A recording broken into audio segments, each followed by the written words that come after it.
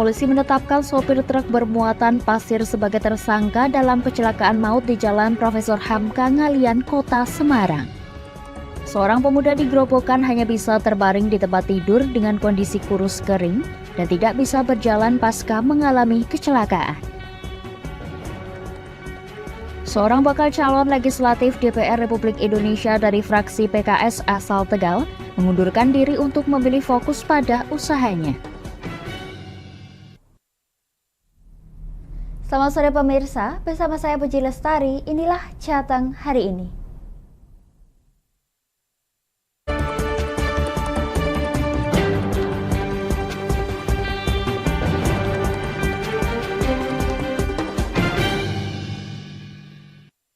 Pemirsa, polisi menetapkan sopir truk bermuatan pasir sebagai tersangka dalam kecelakaan maut di Jalan Profesor Hamka, Ngalian, Kota Semarang. Kecelakaan ini menyebabkan 3 orang meninggal dunia dan dari hasil penyelidikan tim gabungan diketahui kecelakaan tersebut diakibatkan adanya kebocoran pada rem sehingga mengakibatkan fungsi pengereman tidak berfungsi.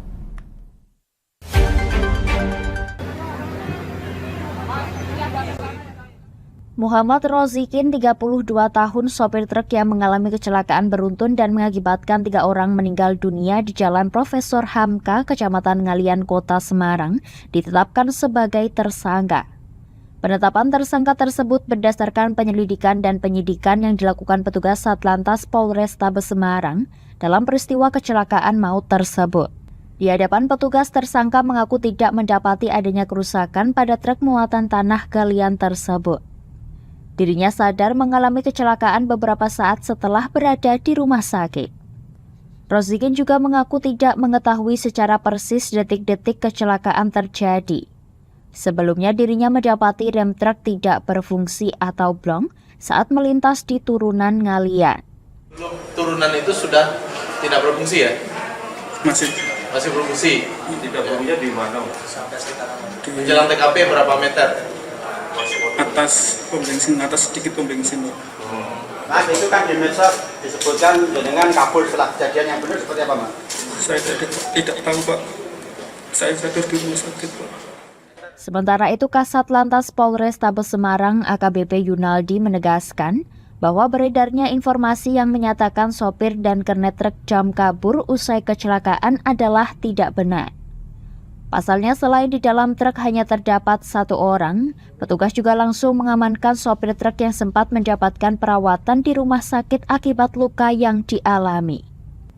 Dalam kejadian ini, sopir truk terjerat pasal 310 ayat 4 Undang-Undang Nomor 2 Tahun 2009 terkait berkendara dan menyebabkan terjadinya kecelakaan hingga korban meninggal dunia dengan ancaman hukuman 6 tahun penjara. Supirnya tidak kabur ya, tidak kabur. Dalam pengawasan kita dirawat di Rumah Sakit Umum Tugu ya. Selesai dinyatakan sehat oleh dokter besoknya dan kita jemput ya, kita bawa ke Satlantas Polrestabes Semarang dan kita naikkan statusnya setelah kita gelar perkara ya, kita naikkan statusnya sebagai tersangka. Seperti diketahui, kecelakaan yang terjadi pada Rabu 7 Juni 2023, sekira pukul 11 waktu Indonesia Barat, truk yang mengalami gangguan pada sistem pengereman melaju tidak terkendali usai melintasi di turunan Profesor Hamka hingga menabrak beberapa kendaraan. Akibat kejadian tersebut mengakibatkan 3 orang meninggal dunia setelah truk menimpa mobil yang ditumpangi oleh korban. Dari Semarang, Henu Van, Lingkar TV, melaporkan.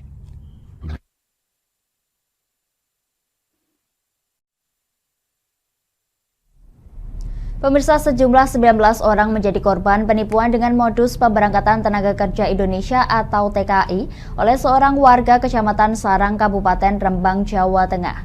Dengan menggunakan pamflet, pelaku memberikan iming-iming upah gaji sebesar Rp50.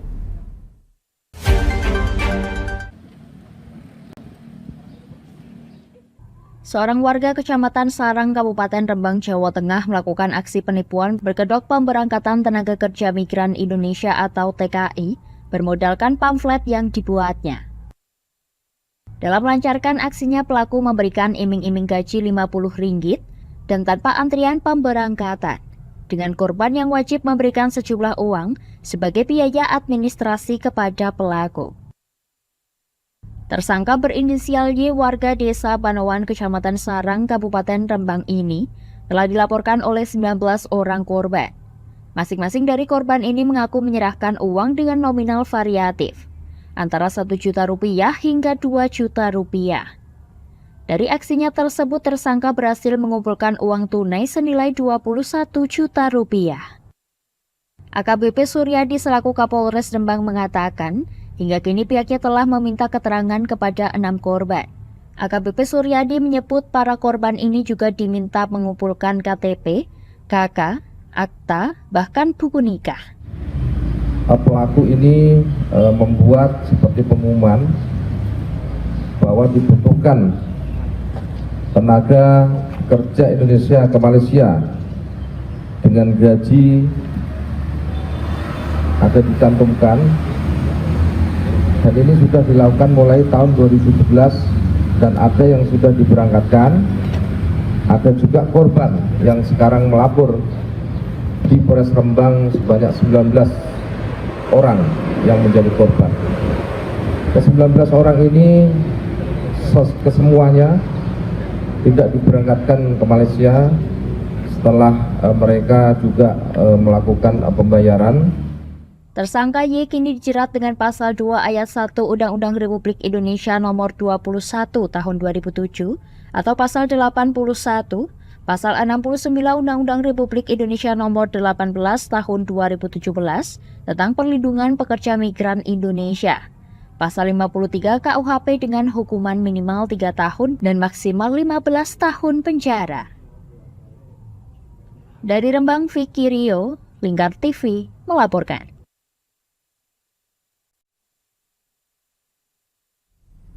Pemirsa, seorang pemuda di Grobogan hanya bisa terbaring di tempat tidur. Kondisi tubuhnya kurus kering dan tidak bisa berjalan. Kondisi tersebut sudah dialaminya sejak 6 bulan lalu pasca mengalami kecelakaan.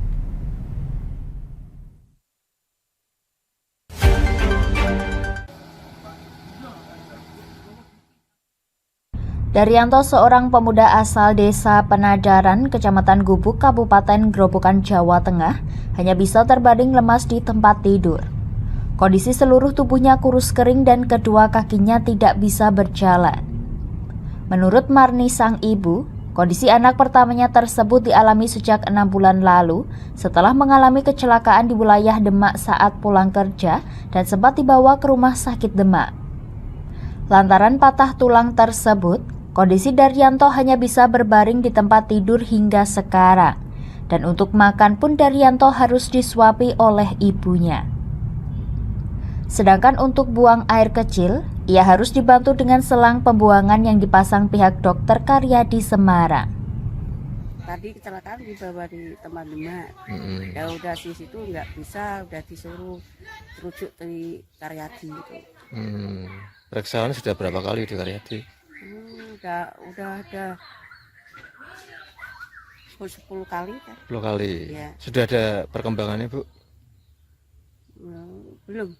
Bu-nya kerja apa biasa? Oh, jualan kayu bakar. Tiap hari jualan. Iya. Dapat uang berapa, Bu, kalau jualan? 15.000. Iya, sehari. Sejak kecelakaan yang dialami putranya tersebut, Marni, ibu 2 anak yang setiap harinya berjualan kayu bakar ini, harus bolak-balik melakukan medical check-up Daryanto, anak laki-laki yang menjadi tulang punggung keluarganya, ke Rumah Sakit Karyadi Semarang. Penghasilan yang diperoleh dari berjualan kayu bakar tidaklah tentu. Sehari hanya memperoleh Rp15.000, bahkan terkadang tidak ada penghasilan sama sekali. Marni mengungkapkan bahwa dirinya tidak memiliki uang yang cukup untuk membawa putranya berobat secara rutin ke rumah sakit. Lantaran untuk kebutuhan sehari-hari saja, dirinya sudah merasa kesulitan. Sementara itu, Kementerian Sosial melalui Balai Rehab Sosial Margo Laraspati menyambangi rumah Daryanto bersama Dinas Sosial Kabupaten Grobogan. Kedatangan mereka ini untuk memberikan bantuan berupa uang tunai untuk operasional serta nutrisi bagi Daryanto setelah berita tentang Daryanto viral di media sosial. kecelakaan sehingga menyebabkan gangguan fungsi geraknya dan juga ada gangguan organ dalam di bagian saluran kencing yang mana ini harus mendapatkan perawatan intensif dan kontrol rutin di Rumah Sakit Karyadi Semarang. Sehingga untuk biaya operasionalnya kita bantu uang sebesar 3 juta rupiah. Semoga bermanfaat bagi Mas Daryanto ketika nanti perawatan di rumah sakit ataupun kontrol sehari-hari. Dan juga kami membantu sembako, nutrisi dan perlengkapan ADL atau keseharian seperti sabun, kemudian beras dan juga nutrisi lainnya untuk mendukung kesehatan Mas Daryanto. Pihaknya akan terus memantau kondisi Daryanto melalui Tim Kesejahteraan Sosial Kecamatan atau TKSK, Bidan Desa, dan pihak puskesmas setempat hingga kondisi Daryanto kembali membaik. Dari Gerobokan Eko Agung, Lingkar TV melaporkan.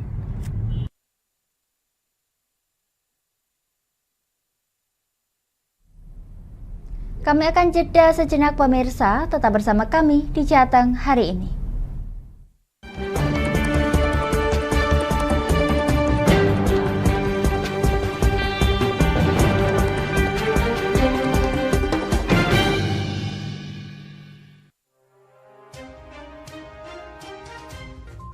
Inilah ketiga anggota komplotan pencuri spesialis pecah kaca mobil setelah melakukan penggelapan 20 sepeda motor dan 2 unit mobil dengan modus retard.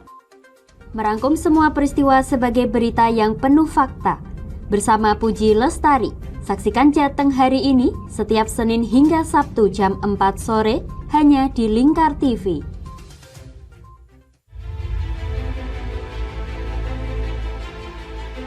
Memberikan pinjaman uang kepada saya dengan bunga 8% per bulan. Membedah opini narasumber, menggali lebih dalam untuk mendapatkan perspektif baru yang lebih faktual. Masalahnya, nota perbaikan kapal itu semua ada di saya. Kenapa Tomo bisa menunjukkan? Demi mendapatkan informasi yang solutif dan terpercaya dalam Bedah Opini. Setiap Rabu jam 11 siang hanya di Lingkar TV.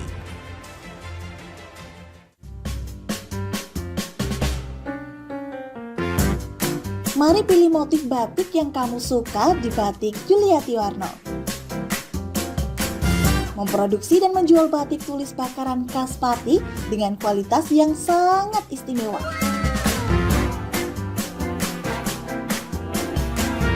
Cocok buat oleh-oleh, seserahan, bahkan untuk baju nikahan loh. Menyediakan berbagai motif mulai dari batik klasik sampai batik modern. Ayo borong segera Batik Yuliati Warno. Anda bisa melihat proses produksi batik secara langsung di rumah produksi kami loh. Alamatnya ada di Desa Langenharjo, RT 7 RW 3, Jalan Juwana Tayub, Kilometer 3, Kecamatan Juwana, Kabupaten Pati, Jawa Tengah. Atau Anda bisa menghubungi nomor telepon kami di 081 326 693 300. Ayo datang dan pilih motifmu segera.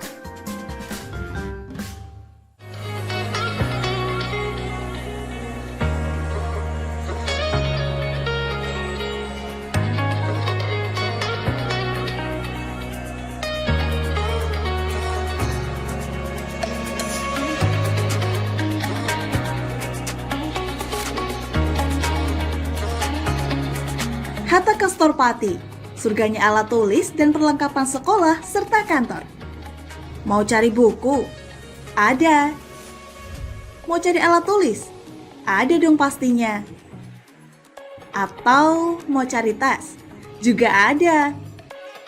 Semuanya lengkap di Hatta Kastor Pati. Kami siap melayani Anda dengan sepenuh hati.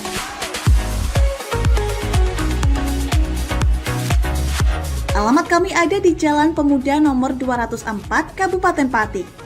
Buka dari jam 8 pagi sampai jam setengah 9 malam.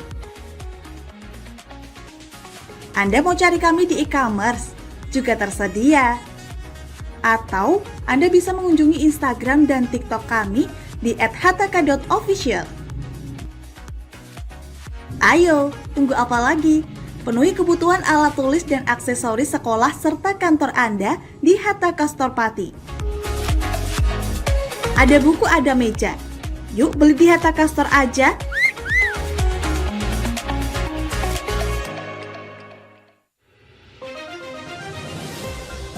Modus kedua pelaku ini berpura-pura kehabisan bahan bakar kendaraan. Setelah pelaku dibantu, mereka kemudian melakukan kekerasan dan mengambil paksa sepeda motor korban. Saat tiba di lapangan terbang Okbab, rombongan langsung dihadang 5 orang yang mengaku sebagai anggota KKB. Yakni melakukan bujuk rayu kepada korban yang merupakan santriwati pada momen kegiatan belajar mengajar khusus. Menyajikan informasi-informasi hangat dan terpercaya bersama Kabar Indonesia setiap Senin hingga Sabtu jam 7 pagi hanya di Lingkar TV.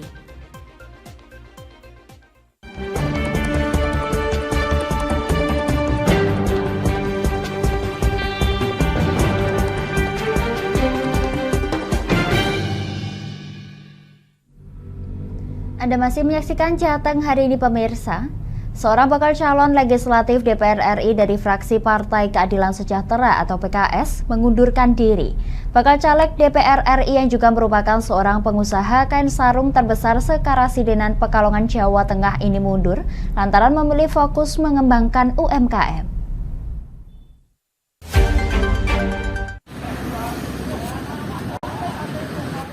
Jamaluddin Al-Katiri, pengusaha sarung brand Pohon Kurma, sekaligus pemilik Asa Putek Jaya, memilih mundur sebagai bacalek DPR RI dari fraksi PKS. Setelah persyaratannya terpenuhi dan diserahkan ke KPU. Jamal mencabut kembali persyaratan yang sudah diserahkan ke KPU pada 1 Juni 2023 lalu dengan berbagai pertimbangan. Jamaluddin menjelaskan alasan pengunduran dirinya sebagai bacalek DPR RI demi memfokuskan diri terhadap pengembangan UMKM di Pantura Barat, Jawa Tengah. Ia mengaku tidak ada persoalan dan kendala dalam tahapan rencana pencalonan dirinya di internal partai. Menurut rencananya, Jamal akan mengembangkan potensi UMKM yang meliputi tekstil hingga kebutuhan pangan lewat kerjasama eksportir. Kedepannya akan membuat kantor UMKM di Kota Tegal untuk memajukan UMKM seluruh Nusantara. UKM perlu pembinaan, bukan hanya untuk produksi, tapi untuk penjualan juga. Jadi saya pusatkan, sudah pastikan bahwa saya lebih senang ngambil jalur hukum pengembangan industri UKM yang bukan hanya tekstil, seperti batik Tegalan, begitu juga makanan Tegal seperti kacang asin, pilus, dan lain-lain. Begitu juga pertanian yang ada di Tegal. Tapi semua kami pusatkan untuk komoditi ekspor. Jamal menduga jika dirinya terjun ke dunia politik, justru akan berdampak buruk pada pengembangan UMKM yang saat ini sedang dijalani. Mengingat selama ini relasinya berasal dari berbagai macam partai. Dari Tegal, Gus Fadilah, Lingkar TV melaporkan.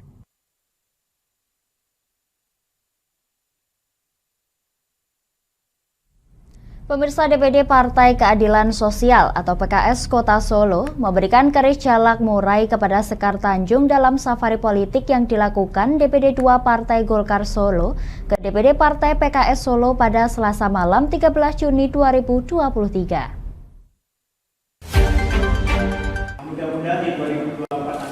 Dewan Pimpinan Daerah atau DPD tingkat 2 Partai Golkar Kota Solo kembali melakukan safari politik ke kantor DPD PKS Kota Solo pada Selasa malam 13 Juni 2023. Safari politik di bawah pimpinan Ketua Sekar Tanjung ini merupakan kali ketiga usai mendatangi DPC PDIP dan Gerindra.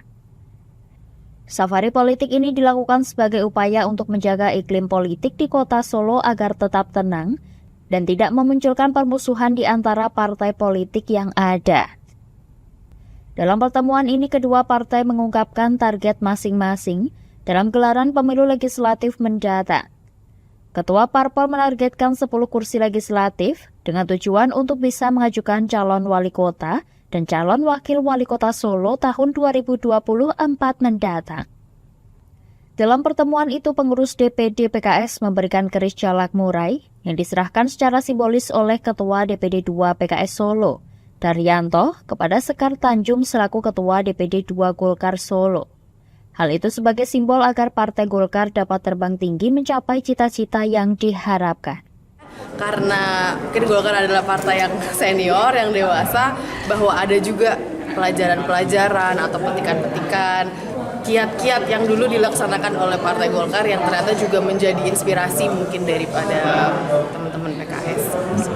Tanggapan saya adalah bahwa memang itu sebuah kemungkinan, seperti yang disampaikan oleh Pak Sugeng dan banyak politisi lainnya, bahwa politik adalah seni dari segala kemungkinan. Jadi itu tetap mungkin, tapi juga bisa tidak mungkin. Jadi kita akan menyampaikan lagi apakah semakin kuat kemungkinan itu atau semakin tidak kuat kemungkinan itu seiring dengan berjalannya waktu. Sedangkan Ketua DPD 2 PKS Solo Daryanto mengatakan bahwa sebenarnya sebagian besar partai politik memilih agar pemilu dengan sistem proporsional terbuka yang disahkan untuk tahun 2024 mendatang. Kita ingin menyamakan gerak yang sama, ya. Kita mentoleransi perbedaan, tapi tetap kita mencari kesamaan dengan Golkar dalam rangka membawa kebaikan buat Kota Solo. Kita melihat bahwa Solo ini penuh dengan penuh dengan peluang untuk bisa kita arahkan kepada kebaikan, dan saya apresiasi karena Golkar ini sekarang dipimpin oleh anak muda, ya, dan semoga semangat muda ini yang akan mendinamisasi Kota Solo. Makanya kami sangat menyambut dari Golkar ketika hadir bersama-sama silaturahmi di DPD PKS Kota Solo ini agar kedepannya bisa berkolaborasi dalam rangka perbaikan untuk Kota Solo yang lebih baik. Daryono juga mengaku partainya telah siap dengan segala kemungkinan yang ada terkait sistem pemilu yang diterapkan di tahun 2024 mendatang. Dari Solo, Raditya Hirmansyah, Lingkar TV, melaporkan. Pemirsa, mobilitas dan urgensi pasar sebagai tempat umum menjadikan banyaknya komponen yang rusak.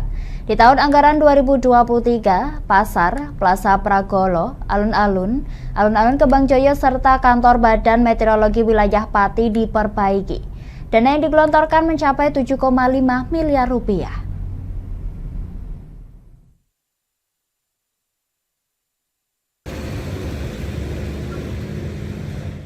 Fasilitas umum yang telah ditelan usia seperti pasar di Kabupaten Pati diperbaiki.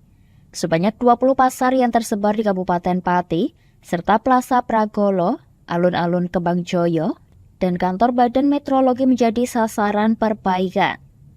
Total ada 23 pekerja dengan konsentrasi yang berbeda.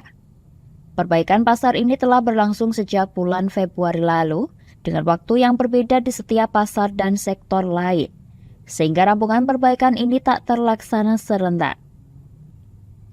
Pasar yang telah tuntas perbaikan diantaranya seperti Pasar Puri, Pasar Wodari Jaksa, Pasar Seleko 2, Pasar Winong 2, Pasar Kayen, Pasar Ronggo Wongso, Pasar Tayu, Pasar Terangkil, Pasar Pujasera, dan Pasar Hewan Margorejo.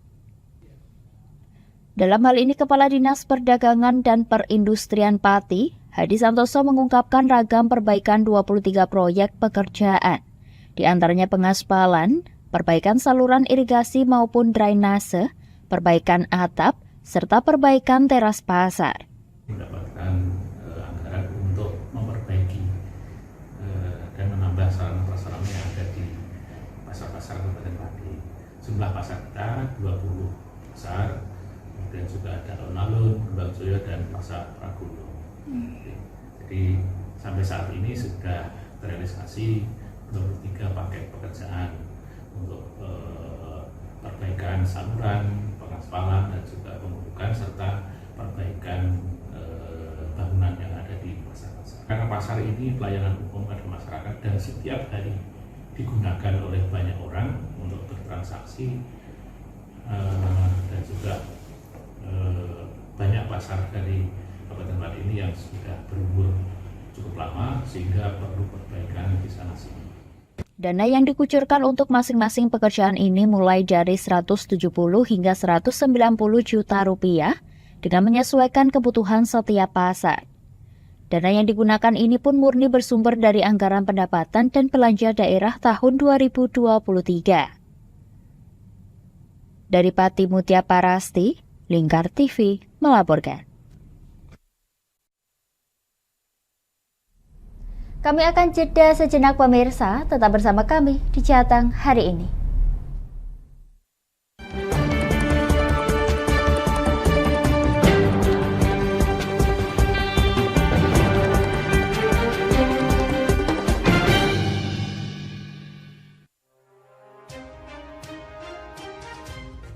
Inilah ketiga anggota komplotan pencuri spesialis pecah kaca mobil setelah melakukan penggelapan 20 sepeda motor dan 2 unit mobil dengan modus retal. Merangkum semua peristiwa sebagai berita yang penuh fakta. Bersama Puji Lestari, saksikan Jateng hari ini setiap Senin hingga Sabtu jam 4 sore hanya di Lingkar TV.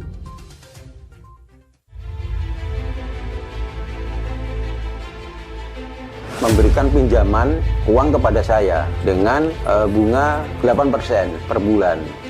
Membedah opini narasumber, menggali lebih dalam untuk mendapatkan perspektif baru yang lebih faktual. Masalahnya, nota perbaikan kapal itu semua ada di saya. Kenapa Tomo bisa menunjukkan? Demi mendapatkan informasi yang solutif dan terpercaya dalam Bedah Opini. Setiap Rabu jam 11 siang hanya di Lingkar TV.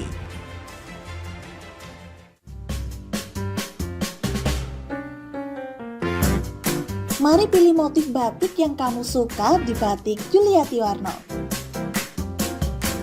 Memproduksi dan menjual batik tulis bakaran khas Pati dengan kualitas yang sangat istimewa.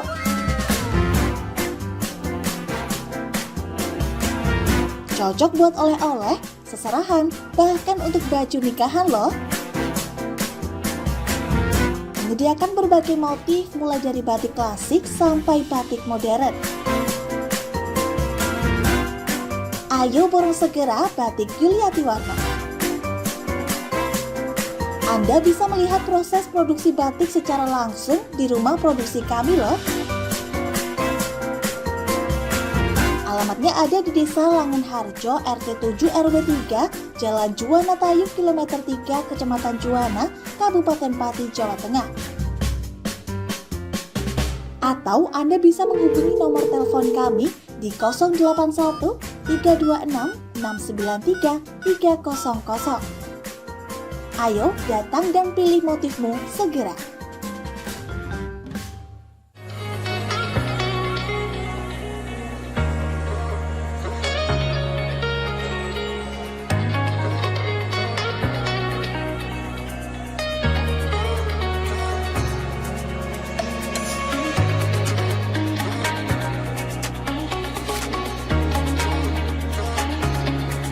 Hatta Kastor Pati, surganya alat tulis dan perlengkapan sekolah serta kantor.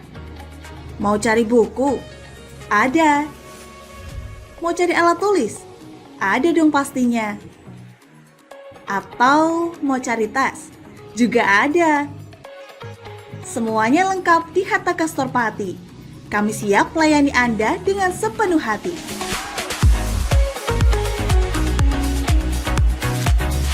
Alamat kami ada di Jalan Pemuda nomor 204, Kabupaten Pati.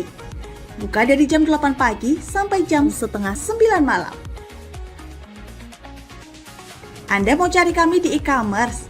Juga tersedia. Atau Anda bisa mengunjungi Instagram dan TikTok kami di @hataka.official. Ayo, tunggu apa lagi? Penuhi kebutuhan alat tulis dan aksesoris sekolah serta kantor Anda di Hatta Kastor Pati. Ada buku, ada meja. Yuk beli di Hatta Kastor aja.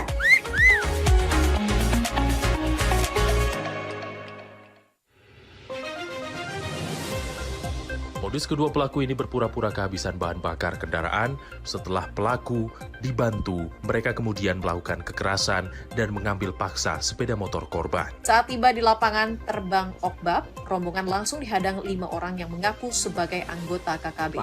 Yakni melakukan bujuk rayu kepada korban yang merupakan santriwati pada momen kegiatan belajar mengajar khusus. Menyajikan informasi-informasi hangat dan terpercaya bersama Kabar Indonesia setiap Senin hingga Sabtu jam 7 pagi hanya di Lingkar TV.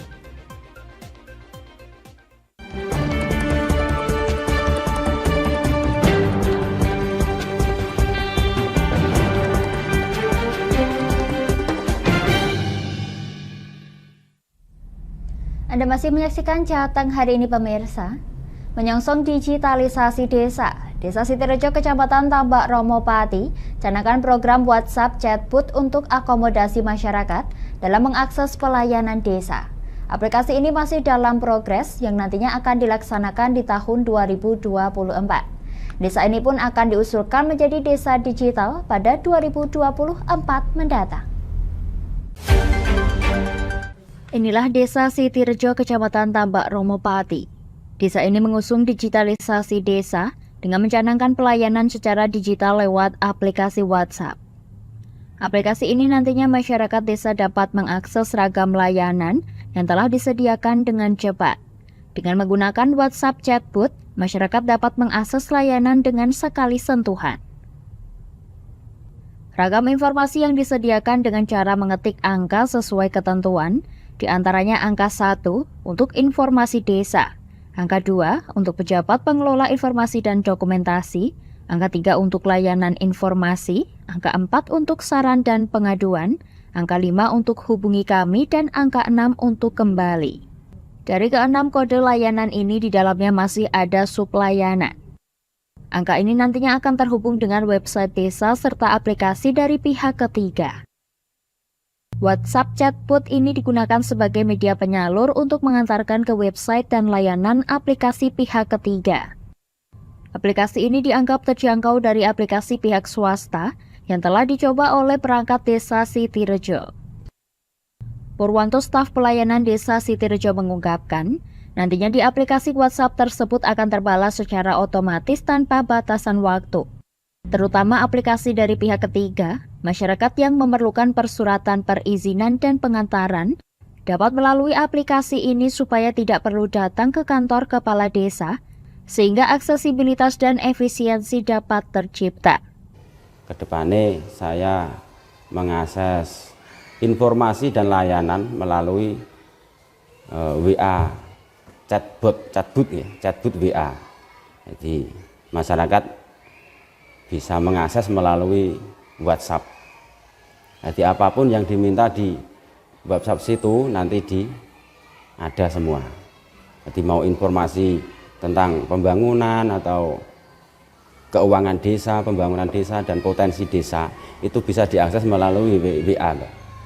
Yang ada di desa itu jika dia itu masyarakat mengeklik salah satu angka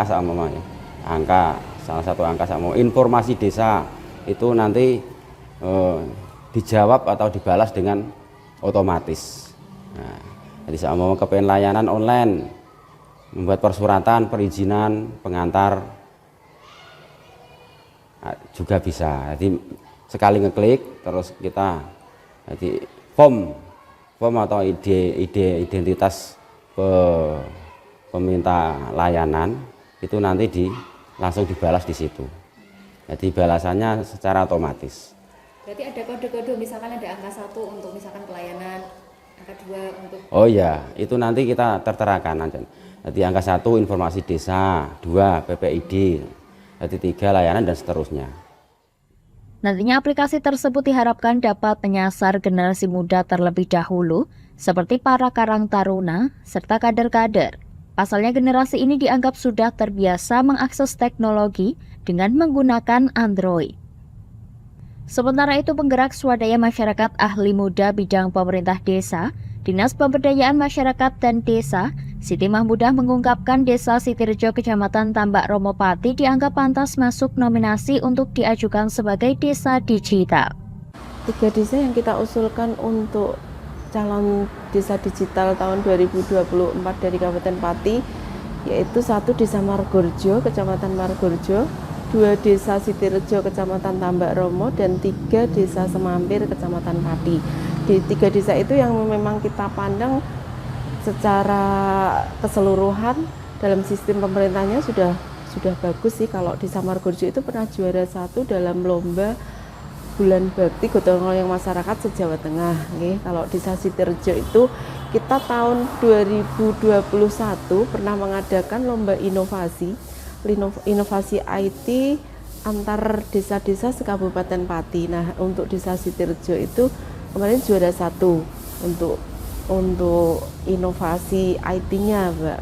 Terus untuk yang Desa Semampir secara real pelaksanaan SDM-nya, pelaksanaan kinerja pemerintahan juga lumayan bagus, lumayan aktif dan responsif dalam melaksanakan program-program terutama yang ada di Dispermadis. Makanya kemarin saat pemerintah provinsi meminta untuk mengusulkan minimal 3 desa digital, kita mengusulkan 3 desa tersebut. Kemudian desa-desa yang lain seperti apa Bu kondisinya untuk digitalisasinya? Desa-desa yang lain juga sudah lumayan bagus terutama dalam sistem informasi desanya. Tapi karena pemerintah desa sendiri itu tergantung dari perhatian dari kepala desanya. Kalau kepala desanya juga mendukung aktif, otomatis secara tidak langsung operator desanya, terus aparatur pemerintah desanya juga aktif juga. Pihaknya turut mengapresiasi sistem informasi desa di Kabupaten Pati. Nantinya digitalisasi pelayanan desa dapat menggali potensi desa yang ada di Jawa Tengah. Pihaknya bersama jajaran Dinas Pemberdayaan Masyarakat dan Desa, jelang pengajuan desa digital ini akan memberikan pendampingan, arahan, dan evaluasi terhadap 3 desa yang diusulkan, yang salah satunya merupakan Desa Sitirjo. Dari Pati Mutia Parasti, Lingkar TV melaporkan.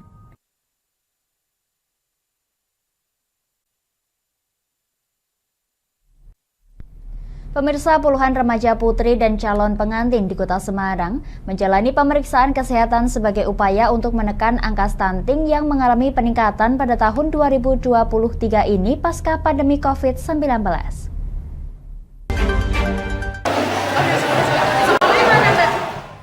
Pengecekan kesehatan ini diikuti sejumlah remaja putri berusia 15 hingga 23 tahun di Kecamatan Mijen, Kota Semarang.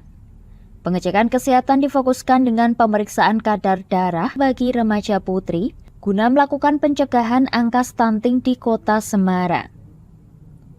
Penekanan angka stunting di masyarakat terus dilakukan pemerintah Kota Semarang, seperti mulai memfokuskan antisipasi stunting tidak hanya pada balita, namun dilakukan dari remaja putri berusia 15 tahun hingga calon pengantin dalam merencanakan keluarganya di masa depan. Remaja putri tanpa anemia menjadi program baru dalam percepatan pencegahan stunting di wilayah Mijen dengan deteksi dini penyebab stunting anak. Pasalnya anemia atau kurang darah yang menjadi penyebab dasar munculnya penyakit harus terlebih dahulu mendapat penanganan serius.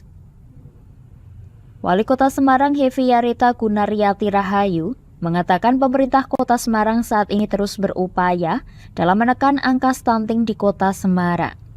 Terbukti dalam pengecekan yang dilakukan, dari 54 remaja putri sebanyak 40 pesertanya mengalami anemia atau kurang darah.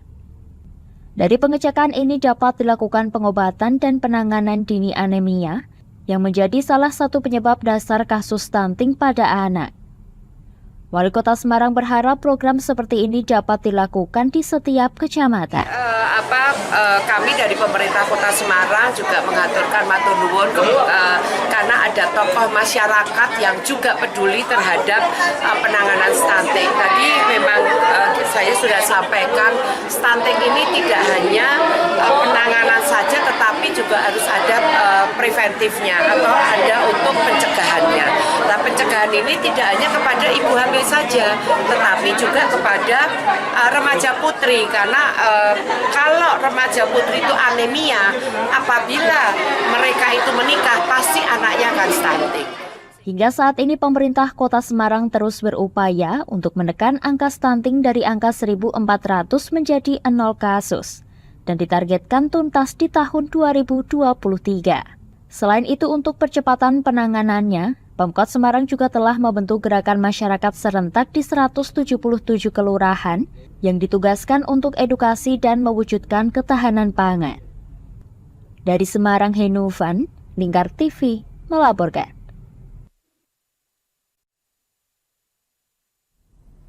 Pemirsa, pemerintah Desa Praten, Kecamatan Gubuk, Kabupaten Grobogan melaksanakan kirap budaya dalam acara sedekah bumi. Uniknya, dalam kirap budaya ini ada tradisi yang mewajibkan warga untuk meminum air dawet yang telah disediakan. Seperti apa tradisi ini? Berikut liputannya untuk Anda.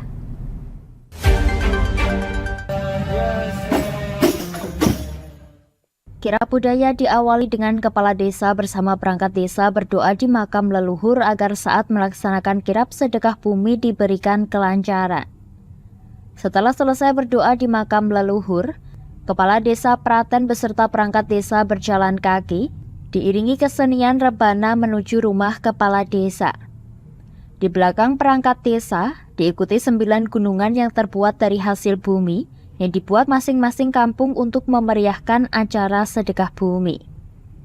Setelah sampai di rumah kepala desa, dilanjutkan tradisi siwer desa.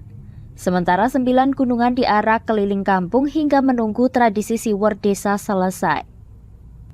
Setelah tradisi siwer desa selesai, gunungan yang telah sampai di rumah kepala desa langsung menjadi rebutan ratusan warga desa Praten yang sejak siang menunggu di rumah kepala desa. Mereka saling berdesakan demi mendapatkan gunungan hasil bumi. Warga mengaku senang mengikuti tradisi sedekah bumi, meski harus berdesakan dan saling berebut dengan warga lainnya. Buah naga, timun, sama uang. Ikut apa itu rebutan gunungan tadi ya? Iya, ikut rebutan tadi. Mau dapat tas nggak jadi, sekiranya punya orang. Gitu, nggak jadi tadi ya? Iya. Oh, dalam rangka apa ini, Mbak? Apitan desa. Apitan desa. Uniknya setelah berebut gunungan, setiap warga yang hadir kemudian dipersilahkan untuk menikmati air dawet yang disediakan secara gratis untuk warga. Sementara kepala desa bersama istri dan perangkat desa melayani warga layaknya penjual melayani pembeli. Dawet dalam sedekah bumi ini sebagai simbol agar warga desa Praten adem ayem, makmur dan sejahtera. Karena itu meski 2 tahun lalu tidak dilaksanakan sedekah bumi karena pandemi, dawet tetap dibuat untuk dibagikan ke masing-masing warga desa Praten. Ini sudah bertahun-tahun ya, kita istilahnya melestarikan adat istiadat di desa. Selama kami menjabat di sini ya setiap tahun kita adakan. Kecuali kemarin 2 tahun yang lalu waktu ada COVID memang kita sempat tidak adakan. Karena pandemi Bu ya? Iya, karena pandemi. Oke. Bu, harapannya dengan kegiatan sedekah bumi apa? Biar apa Bu? Ini harapannya biar nanti bumi desa kami itu istilahnya akan lah jinawi, nanti hasil panen kami akan melimpah sehingga masyarakat desa kami akan sejahtera kehidupannya. Kirap budaya ini akan terus digelar setiap tahun sebagai tradisi untuk melestarikan budaya Jawa, sekaligus sebagai bentuk syukur kepada Yang Maha Kuasa. Karena diberikan hasil panen yang melimpah, masyarakatnya makmur dan sejahtera. Dari Grobogan, Eko Agung, Lingkar TV melaporkan.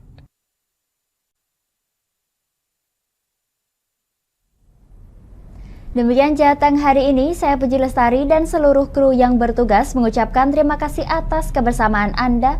Selamat sore dan sampai jumpa.